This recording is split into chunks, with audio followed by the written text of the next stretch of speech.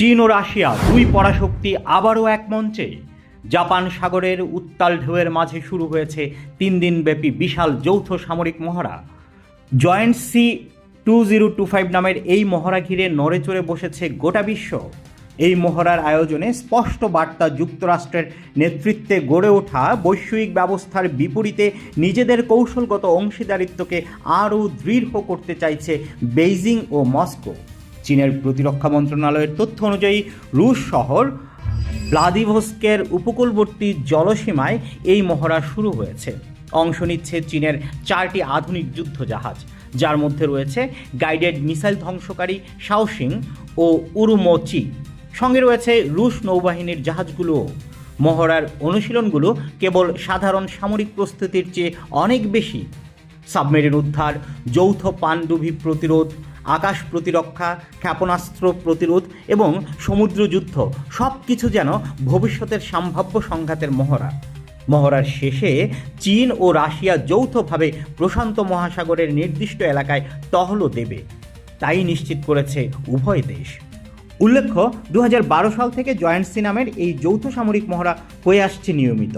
তবে এবার জাপান সাগরে এর আয়োজন বেশ বড় তাৎপর্যপূর্ণ, কারণ ঠিক আগেভাগেই জাপানের প্রতিরক্ষা মন্ত্রণালয় এই সামরিক ঘনিষ্ঠতাকে গুরুতর নিরাপত্তা হুমকি বলে উল্লেখ করেছেন। তবে রাশিয়ার প্যাসিফিক ফ্লিট বলেছে এই মহড়া সম্পূর্ণ প্রতিরক্ষামূলক এবং এটি কোনো দেশের বিরুদ্ধে নয়। একই সুর চীন থেকেও এসেছে।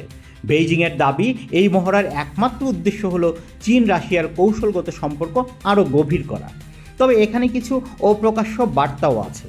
ইউক্রেন যুদ্ধ শুরু হবার পর রাশিয়ার উপর যখন পশ্চিমা নিষেধাজ্ঞার বৃষ্টি নামে, তখন অর্থনৈতিকভাবে সবচেয়ে বড় ভরসা হয়ে ওঠে চীন।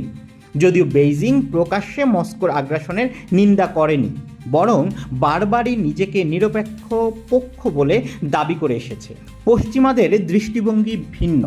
যুক্তরাষ্ট্র সহ ইউক্রেনের মিত্ররা মনে করে চীন প্রকৃতপক্ষে রাশিয়াকে পরোক্ষ সহায়তা করছে। এমনকি গত মাসেই ইউরোপীয় নেতারা চীনকে আহ্বান জানিয়েছিলেন রাশিয়ার উপর চাপ প্রয়োগের জন্য, কিন্তু তাতে ছিল না কোনো ইতিবাচক সাড়া।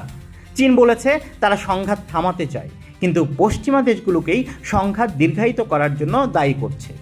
এই মহড়া যেন শুধু যুদ্ধজাহাজ আর মিসাইল অনুশীলন নয়, এটি একটি স্পষ্ট বার্তা।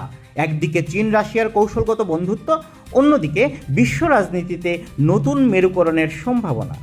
বিশ্ব কি নতুন এক স্নায়ুযুদ্ধের দিকে এগোচ্ছে, নাকি এটি কেবল আঞ্চলিক প্রভাব বিস্তারের লড়াই? সময় বলে দিবে।